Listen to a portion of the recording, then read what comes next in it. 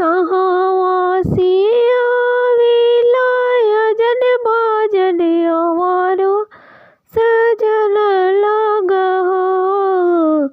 अरे कहवा से आवेलन महादेवा मुट्ठी में लवंगा ले ले बगिया तोरा ले ले हो।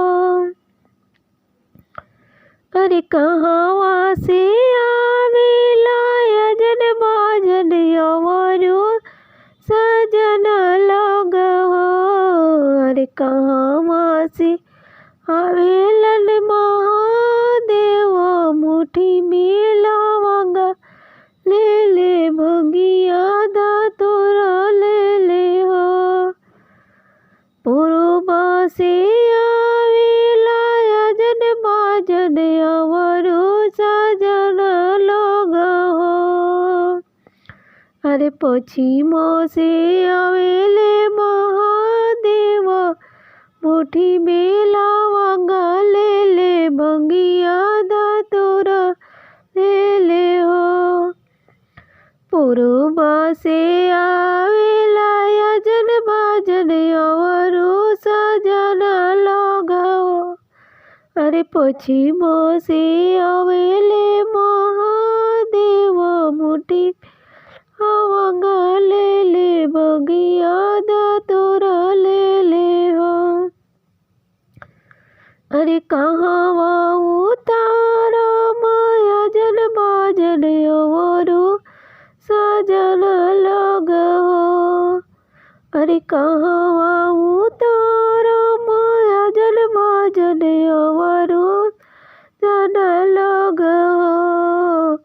अरे कहवा उतारा महादेवा मुट्ठी में लवंगा ले ले बगिया तोरा ले ले हो। अरे कहवा उतारा महादेवा मुट्ठी में लवंगा ले ले बगिया तोरा ले ले हो। दुआरे उतारा अजन बाजन अवारो सजन लगा हो। दुआरे उतारा अजन बाजन अवारो सजन लगा हो।